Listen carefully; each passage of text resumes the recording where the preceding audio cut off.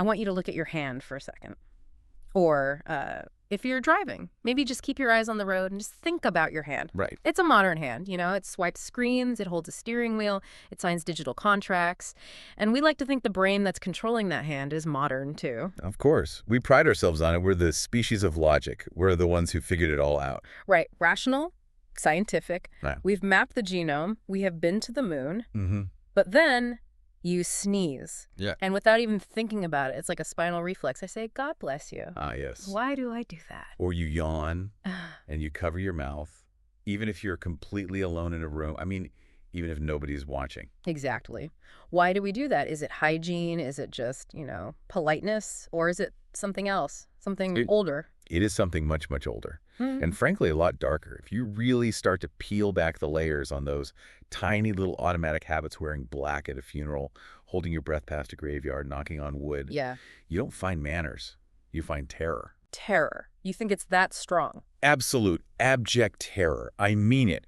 You find a fossilized version of humanity that was hunted not by saber-toothed tigers, but by the unseen, by ghosts. And that is exactly what we are digging into today. We're looking at a stack of anthropological history, specifically focusing on primitive religion and the real origins of the afterlife. But this isn't a theology class. That's a really important distinction. We're not talking about God or heaven or redemption in the way a modern preacher would. Not at all. We're talking about the mechanics of fear. We're going to look at how a simple biological glitch, the fact that humans dream accidentally invented the soul, And then how the terrifying realization that dead people stay dead actually forced us to invent civilization just to keep them from coming back. it's the protection racket theory of religion. That is the perfect name for it. It wasn't about love. It wasn't about awe. It was about survival. It was about appeasing something you were terrified of. So let's strip away the modern world. Let's turn off the lights. No smartphones, no electricity, no science. We are going back to the cave. Where do we even begin with a mindset that is so alien to us? You have to start with the furniture of their minds. You have to imagine a world where coincidence doesn't exist as a concept. Not really. What do you mean? Today, if a storm hits, it's a low-pressure system. If you get sick, it's a virus. If a rock falls off a cliff, it's gravity. For primitive man, every event had an agent. Every effect had a direct personal cause. So if a rock falls, someone or something threw it. Exactly. They were logical, and I want to stress that they were hyperlogical, but they had zero data. They were working with a faulty operating system. It's logical but wrong. Precisely. They were pure empiricists. They believed exactly what their senses told them. And that brings us to the biggest false premise in human history. Let's call it the dream dilemma. Okay, so the papers you sent over make a pretty bold claim right out of the gate. They suggest that the entire concept of a soul, of dualism, this idea that we are a pilot inside a meat suit, it didn't come from a prophet on a mountaintop. It came from a confusion. It came from the simple biological inability to distinguish between sleeping and waking reality. But hang on, though. I get the dream logic, but are you saying they had zero concept of imagination? I mean, if I imagine a purple elephant right now, I don't believe it's actually in the room. Why did they? Because you have 5,000 years of philosophy and science that have taught you how to distinguish subjective from objective. Yeah. You have a category in your brain labeled fiction. A box for things that aren't real. They didn't have that box. To them, experience was reality. If they saw it, if they felt it, if they heard it, it existed, period. Okay, walk us through this. Let's create a character. Let's call him Og. Og, I like it. Okay, Og is a hunter. He lives in a cave with his tribe. He spends his day hunting, eating, talking, chipping flint. That is his reality. Simple enough. Then, night comes. Og lies down on the floor of the cave. His wife is next to him. His friends are by the dying fire. He closes his eyes, and suddenly, he is in a valley 10 miles away. In his dream. In his experience, let's be precise with the language here. To him, he is hunting a huge stag. He feels the spear in his hand, the texture of the wood, the weight of the stone tip. He smells the pine needles on the air. He feels the cold wind on his face. He feels the adrenaline. The adrenaline when the stag charges him. And maybe he meets his father, who died 5 years ago. They have a full conversation. He hears his father's voice, sees his face. It is completely real. To us, that's just neurons firing randomly, a memory replay. To Og, he is there. He is physically interacting with that world. And then he wakes up. Back in the cave. Back at the cave, sweating, heart racing. Yeah. He vividly remembers the stag. He remembers the conversation with his dad. To him, that happened. But then he turns to his wife and says, "Did you see that stag? Did you see my father?" And she says, what are you talking about? You've been lying there snoring for 8 hours. Exactly. This is the collision. This is the cognitive crisis. You have two conflicting facts, and Og trusts both of them implicitly because his senses reported both of them. Okay, so what are the two facts? Fact A, I went to the valley and I hunted a stag, and I talked to my dead father. I know this because I was there. My experience is valid. Fact B, my body stayed in the cave all night. I know this because my wife and my friends saw it. Their experience is also valid. A modern person resolves this immediately by saying, fact A was an illusion. It was a dream. It wasn't real. But Og doesn't have the concept of illusion yet. He doesn't have a framework for that. He trusts his senses. So to reconcile fact A and fact B, he has to invent a third variable. Logic dictates that if I was here and D, I was there at the same time. There must be two of me. There must be two of you. The dead. Double. The dream double. That's the term for it. There's the heavy physical body that sleeps and snores, and there's the light, quick shadow self that, I don't know, unzips from the body at night and goes wandering. That is, it's deceptively simple. But it explains everything. It solves the physics problem of being in two places at once without violating what you believe to be true. It explains everything. And once you have this new tool in your mental toolkit, this new concept of the double, everything starts to look like a nail. They started looking for physical proof of this double in their waking life, and of course they found it everywhere. Like what? What counts as physical proof of a soul to a caveman? Okay, let's start with the most obvious one, the shadow. The shadow on the ground. Yes. To you, it's just blocked light. It's a phenomenon of physics. To Og, it's a dark, living projection of his double. It follows him everywhere. It mimics his every move. It grows and shrinks with the sun. It's attached to him. So the shadow is the soul, or part of it. It's an extension of it. It's tangible proof of its existence. And this is why, in many, many primitive cultures, stepping on a chief's shadow was a capital crime. You're kidding me. A capital crime for stepping on a shadow. No. People were executed for it. If you stepped on his shadow, you were not disrespecting him. You were physically assaulting his soul. You were injuring his very essence. That is wild. But it follows the logic. If the shadow is the double, you can't just walk all over it. It's perfectly consistent. Then you have reflections. In water. In a still pool of water. Yeah. Imagine seeing your reflection for the first time. You were seeing your double. It's right there, a perfect copy, looking back at you. This was profoundly terrifying for early people. Why? Terrifying. I mean, I look in the mirror every morning. It's not scary. A little tired, maybe, but not scary. Because if that reflection is your soul, it is incredibly vulnerable. Think about that still pool of water. If you throw a pebble in, what happens to the image? It distorts, it breaks apart, it shatters. It shatters. To the primitive mind, shattering the image meant you were shattering the soul. You were doing it harm. This is the direct, unbroken line to the superstition about 7 years bad luck for breaking a mirror. It's not about the glass. It's about damaging the double that you believe is trapped inside the reflection. That's it, exactly. The 7 years part was probably a later embellishment, but the core fear, that's ancient. And then there is the most tangible proof of all, breath. The breath? How so? Think about the climate early humans often lived in. Cold nights, cold caves. You breathe out, and you see a white mist leaving your mouth and nose. Okay, condensation. To them, it's a visible substance, a spirit cloud. Now, observe a sleeping man. He's lying still, but he is breathing. The mist comes in and out, in and out. The double is there, or at least tethered to the body. Right. Now, observe a dead man. No breath. No mist. The white spirit has left the building permanently. Yeah. And if you look at the etymology, in so many ancient languages, Hebrew, Latin, Greek, Sanskrit, the word for spirit and the word for breath is the same word. Spiritus in Latin. Spiritus. Yeah. Pneuma in Greek, ruach in Hebrew. They're completely interchangeable. Because literally to them, the spirit was the air in your lungs. It was a physical substance. It was. Which brings us right back to the sneezing thing you mentioned at the very beginning. God bless you. Yes, a sneeze is violent. It's explosive. It's totally involuntary. The primitive logic was that the soul was trying to escape the body. He was being ejected by force. So saying God bless you or Gesundheit or whatever? It was a spell. It was a magical incantation to force the soul back in, or maybe to protect the now empty body from an evil spirit flying in while the soul was temporarily loose. And covering your mouth when you yawn. Same logic. You are physically blocking the exit so your soul doesn't drift out on a lazy sigh, or you're blocking the entrance so a stray ghost doesn't see an open door and fly right in. It's also practical. It's like Spiritual maintenance. It is. Yeah. So we have this setup. Early humans have deduced through dream logic and what they see as clear physical evidence that they have a soul, a double. But this is where the story takes a much darker turn. Because if the double leaves temporarily when you sleep, what happens when you die? This is where the genre shifts. We go from a kind of philosophical mystery story to an outright horror story. Because if the double can leave the body and the body breaks, if it stops working, Then the double is stuck outside. permanently evicted with no home to return to. And that's a ghost. Correct. And this is the moment where the dream double transitions into the ghost. And we really, really need to scrub our modern brains of the pop culture idea of ghosts here. You mean Casper the Friendly Ghost? Or the idea of a benevolent grandmother watching over us from a rocking chair in the sky? All of that is modern comfort food.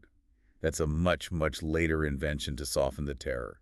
In the primitive era, all ghosts were malicious. All of them. Even your own mother. Even your children. Especially them, because they were the most recent, the most present. But why? Why would my grandmother suddenly want to hurt me just because she died? That seems like a huge leap. It's because of how they understood the act of death itself. You have to get back into their framework of causality. In the primitive mind, as we said, nothing happened by accident. Natural death was inexplicable to them. They didn't understand organ failure or cancer or just like old age. None of it. So if someone died, they didn't just pass away. Someone or something killed them. An enemy's curse killed them. An evil spirit killed them. Bad magic killed them. Death was always a violence. It was always a trauma. So the spirit that was ripped out of the body is It's confused. It's angry. It's in pain. And above all, it's jealous. jealous of the living. Terribly jealous. Jealous of the warmth of the fire. Jealous of the taste of food. They want back in. They want their life back. They want their wives back. They want their tools back. And this is the key insight from the reading we did. Early religion wasn't about worship. It was about containment. It was a zombie movie. The dead want to get back in and take what the living have. It was a siege, a constant invisible siege. And if you look at all the early funeral rites from this perspective, they stop looking like honors, and they start looking like military tactics. That really flips the script on everything we think about funerals. We see them as the solemn, respectful goodbye. You know, we will miss you, rest in peace. But you're saying the real subtext, the original subtext was, please don't hurt us and please go away. Go away and stay away. Mm. If you look at the global anthropological record, early funeral rites are just lists of self-defense tactics against a supernatural predator you can't see. Okay, give me an example. Give me a specific tactic that we now mistake for a tradition. Let's start with the treatment of the body itself. Many, many tribes across different continents would physically tie the corpse into a tight fetal position before burial. I've heard of that. I always thought it was symbolic, you know, like returning to the womb, the circle of life, that sort of thing. That's the modern poetic interpretation we layered on top of it thousands of years later. The original primitive reason. You tie the legs so the ghost can't walk back to the village. You're kidding me. It's that literal. Deadly serious. Archaeologists find skeletons with their knees bound tightly to their chests with ancient rope. It wasn't poetry. It was physical restraint. Wow. Okay. What else? Or take the tombstone. A simple stone marker. We put up a stone to mark the grave, to write a name, to have a place to visit and leave flowers. Right. Here lies Og. Originally. That heavy stone, or often a pile of heavy stones, was placed directly on top of the body to weigh the spirit down, to physically trap it in the earth so it couldn't rise up and escape the grave. That is grimly practical. Very practical. And what about the exit strategy? This is one of my favorites. It appears in cultures from the Arctic Circle to southern Africa. Yeah. You never, ever carry a dead body out the front door of the hut or house. Never the front door. Why? Because the ghost remembers the front door. It knows how to use it. It's familiar territory. So if you carry the body out the front door, the ghost knows the way back in. It'll just retrace its steps. So what do? You can't just leave them in the house. No, you cut a hole in the wall. You'd actually hack a brand new hole in the back wall of the hut, shove the body through that temporary hole, and then immediately seal the hole back up with bricks or mud or whatever you had. So the ghost comes back. It's looking for the door it remembers. And it just finds a solid wall. It's baffled. It can't find the entrance. It's a security patch against a supernatural hacker. It really does sound like you're dealing with a pest infestation. A very dangerous, invisible pest. And it's the same logic with funeral processions. Have you ever noticed how some Traditional processions, even today, take a winding, circuitous route to the graveyard. Yeah, they meander. They don't take the most direct path. That's a fossil. That's to confuse the ghost. The belief was that spirits could only travel in straight lines, or that they just had a very poor sense of direction. So you zigzag the body all over the place on the way to the grave so that when the ghost eventually wakes up, it can't figure out the path back to the village. This is unbelievable. It's like they were treating the dead like a heat-seeking missile that they had to deploy countermeasures against. That is a perfect analogy. You are actively trying to evade it. And this brings us to the disguise. Why do we wear black? Why do we have traditional mourning clothes? To show sadness. To show respect for the person who died. That's the modern meaning. The original meaning was camouflage. Camouflage. Think about it. If the jealous ghost comes back, who is it going to be looking for? Its loved ones, its family. It wants to take them with it. The thinking was, I'm dead, so my wife should be dead too. My children should join me.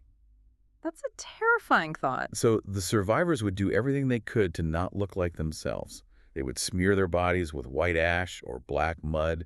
They would cut their hair off or wear it in a completely different style. They'd wear sackcloth or strange dark colors. They were trying to look so different that the ghost wouldn't recognize them. It's like a form of witness protection. I'm not your wife. I'm just a pile of ash over here. Nothing to see. Keep moving. Precisely. And then there's the noise factor. It went one of two ways. Some tribes practice loud, ritual wailing and screaming, just a huge cacophony of noise, Why? to scare the ghost away, like banging pots and pans to scare away a bear. Other tribes did the exact opposite. They practiced total deathly silence for a period of days. And the logic there. So the ghosts couldn't hear them and find them. Hide and be quiet. It is purely fight or flight, translated into ritual. And this fear, it went so deep, it actually started to damage their culture, right? There's this concept in the reading called the name taboo. Ah, yes, like Voldemort. He who must not be named. It's the exact same principle, isn't it? Exactly that principle. The belief was that a person's name was intrinsically linked to their soul. So, speaking, a dead person's name was a summons. It was like picking up a phone and dialing the spirit world. You say, Og. Og's ghost thinks you're calling him and he comes back. So you could never, ever speak the name of the dead. Never. This created a huge problem. What if Og's name was a common word? What if his name was Wolf or River or Rain? Oh, wow. I never thought of that. That's where it gets truly destructive to the culture. If the chief's name was Wolf and he died, the entire tribe had to immediately stop using their word for wolf.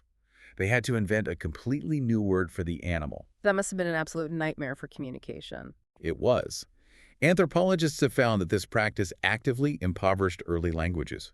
You're constantly throwing away useful, descriptive vocabulary and having to make up nonsense words just to avoid summoning ghosts. So we have the soul, which was created by a misunderstanding of dreams. We have the ghost, created by the trauma of death.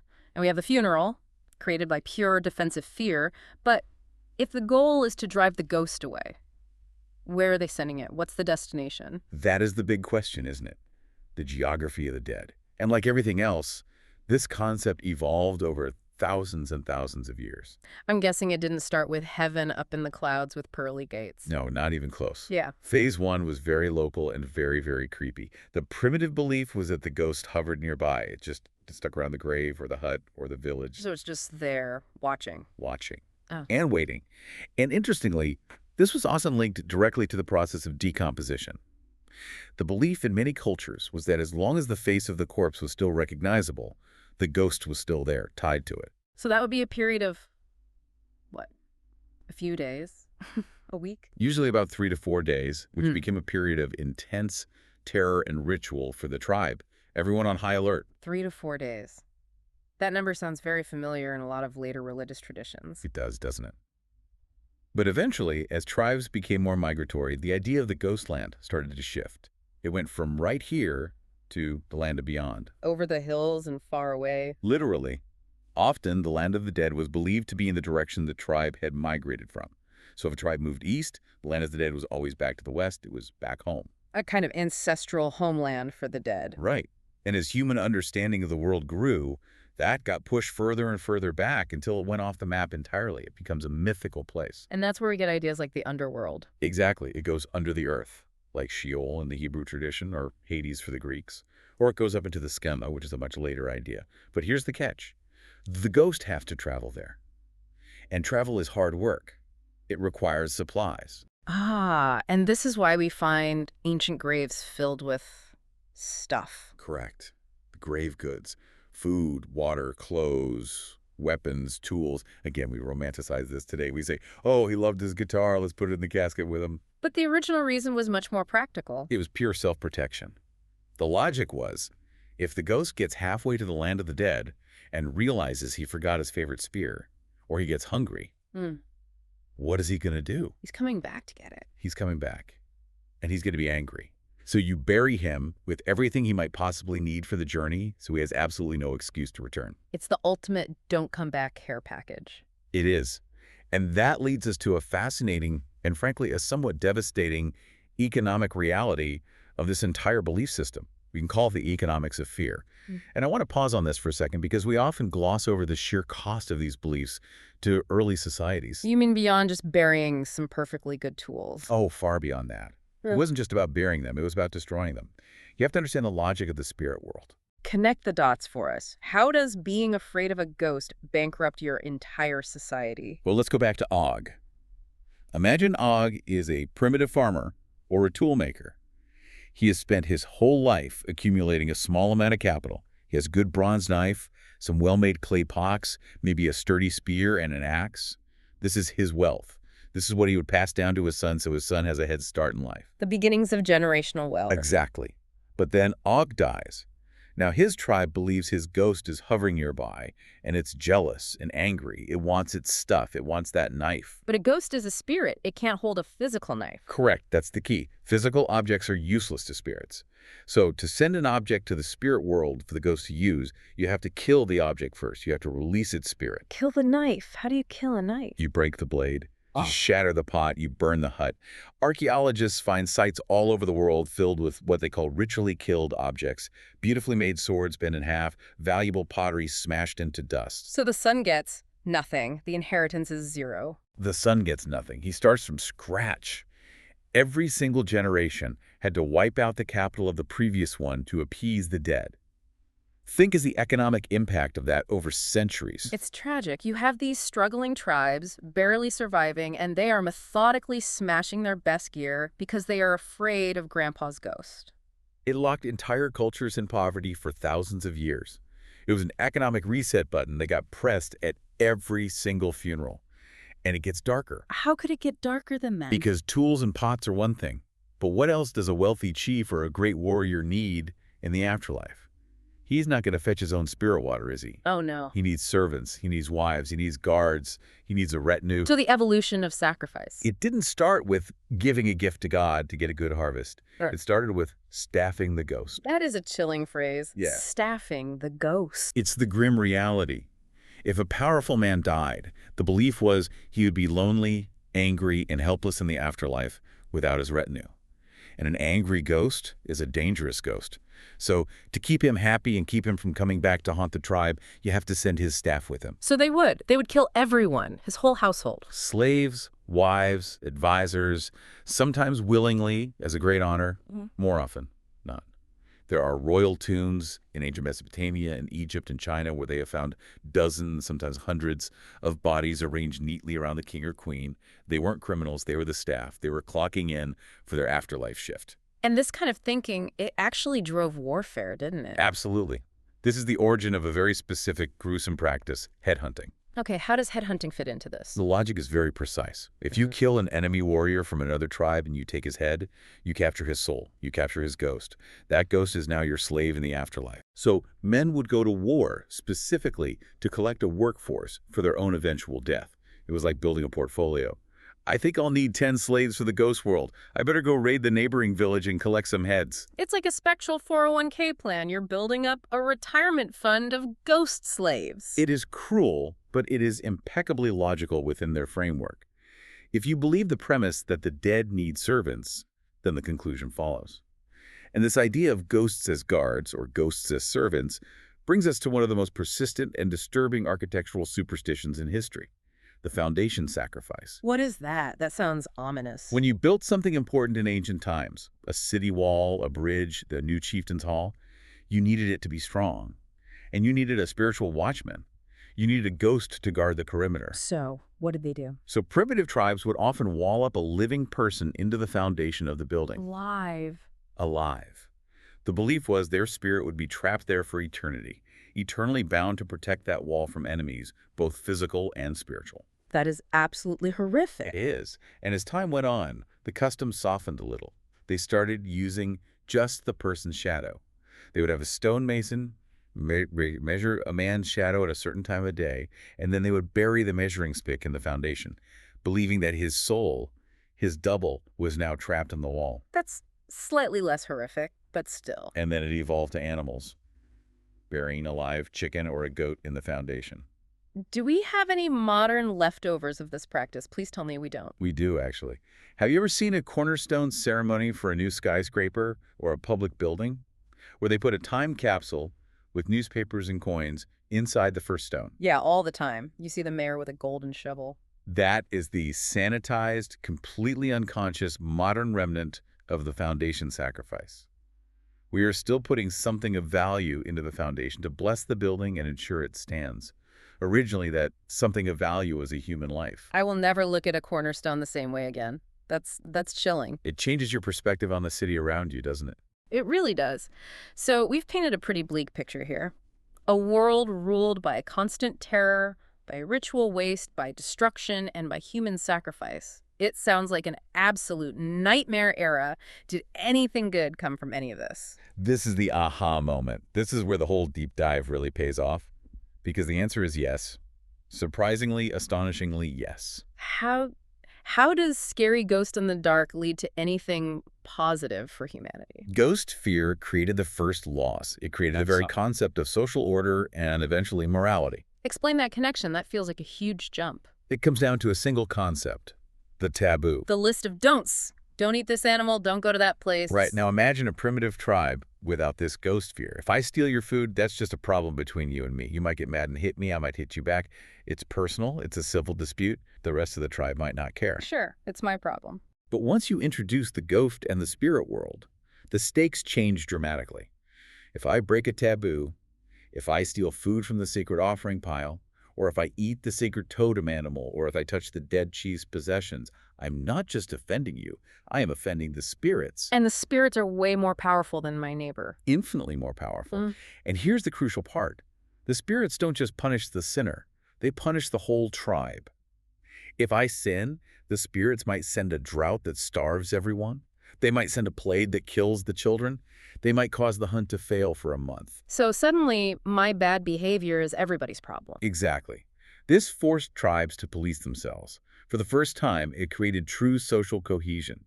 It meant the group had to intervene and stop individuals from acting out because the cost was cosmic. Crime was no longer just an annoyance, it was an existential danger to the survival of the entire group. So the fear of the ghost forced us to cooperate and regulate each other's behavior. It forced us to create laws. It forced us to suppress our most basic animal instincts, stealing, killing, taking whatever we want, and conform to a set of rules for the good of the whole. It was the invention of morality itself. That is actually kind of profound. Morality didn't come from a place of love, but from a place of collective fear. The ghost cop in the sky. The ghost cop. And over eons and eons, that raw fear evolved. Don't make the ghost mad. Slowly, gradually evolved into do the right thing. Bribery and bloody sacrifice slowly evolved into prayer and offerings of grain. Fear of the angry ghost evolved into awe of the divine. So the very scaffolding of our modern morality Was built on abject terror. And we can actually trace that softening process, right? And you mentioned the shift to symbolism. Yes. We see this clear, logical progression in the anthropological and archaeological record. It's beautiful in its own way. Step 1. Human sacrifice. I kill a real servant to go with the chief. The most literal interpretation. Step 2. Animal sacrifice. This is a huge leap. I kill a valuable cow instead of a servant. The spirit of the cow will serve him. Okay, an improvement. Step 3. Ritual sacrifice. I offer valuable food or wine, or I burn incense. The pleasing smell will appease the spirit. We're moving into the abstract. And step 4. Pure symbolism. I offer a prayer. I perform a sacrament. The physical act is replaced by a mental or spiritual one. But the root is the same. An offering to placate the unseen. And the same thing happened with the destruction of property. Exactly. That slowly, painstakingly evolved into inheritance. And that was a massive, world-changing leap for civilization. The moment we decided to stop burning the dead man's tools and instead felt safe enough to give them to his son. That's when humanity could finally start building. We could finally start accumulating generational wealth. We could accumulate capital. We could build cities that lasted. We could develop complex crafts. It all stems from overcoming that primal fear of the jealous ghost. This is a lot to take in. It really, really flips the script. We usually think of religion as the thing that explains the world or gives us comfort in the face of death. But you're saying its primary engine for thousands and thousands of years was just managing panic. Managing a collective, generational panic caused by a single fundamental cognitive error. The error of believing dreams were real. So let's just recap this incredible journey we've been on. It starts with a simple dream. A hunter sleeps and dreams he's running through the forest. He wakes up and says, I have a double. And that simple conclusion leads to the invention of the soul, The double that can leave the body and have its own adventures. which, when death occurs, leads to the ghost. The double that is now homeless, stuck outside his body, and is angry and confused. And that in turn leads to the age of fear. Funerals as defense, binding the bodies, weighing them down with heavy stones, confusing them, hiding from them, never speaking their names, Which then leads to the strategy of appeasement. destroying wealth, sacrificing animals, and even sacrificing human lives, just to buy them off and keep the spirits quiet. And finally, paradoxically, that terror leads to law. The need to control everyone's behavior to avoid spiritual punishment, which eventually gives us civilization, ethics, and modern society. It's an incredible chain reaction, and it really reframes how we should look at our early ancestors. They weren't stupid. Not at all. In fact, they were hyperlogical. They just started with one false premise. My dreams are real. From that one seed, this entire terrifying and eventually world-building forest grew. So what does this mean for us today? For the listener in their car or at the gym, we think we are so far past this. We have science, we have iPhones, we aren't afraid of ghosts, mostly. We think we are past it, but look closer. The scaffolding is gone, but the marks are still on the building. Where? Where do you see them? We still have lucky and unlucky numbers. We still avoid walking under ladders. We still hold our breath when we drive past a graveyard. I do that. I do that every single time. I don't know why, but I do it. You do it because thousands and thousands of years ago, your ancestor believed that if he breathed in the air near a corpse, a malevolent spirit could enter his body. It's a psychic fossil. And the God bless you when I sneeze. You do it because your ancestor genuinely believed your soul was trying to violently escape your body through your nose. And the black clothes at a funeral? You're hiding from the jealous dead. You're wearing camouflage. That is a haunting thought. The ghost cult was the scaffolding of civilization. We've built a modern, shiny steel and glass building now. But if you look closely at the foundation stones, you can still see the marks of where that old wooden scaffolding used to be. We are not as far removed from Og in the cave as we like to think we are. So here is the challenge for you, the listener. The next time you feel that little superstitious twinge, the next time you knock on wood, which, by the way, was probably to wake up the tree spirits and ask for their protection, or the next time you silently follow a funeral custom without questioning it, ask yourself, are you just honoring a tradition, or are you instinctively, deep in your reptilian brain, trying to baffle a ghost? That's the question to sit with. Thank you for taking this deep dive with us. It's been a trip into the dark, but hopefully we brought a little light back with us. Always a pleasure. It's a fascinating topic. Keep digging. Stay curious.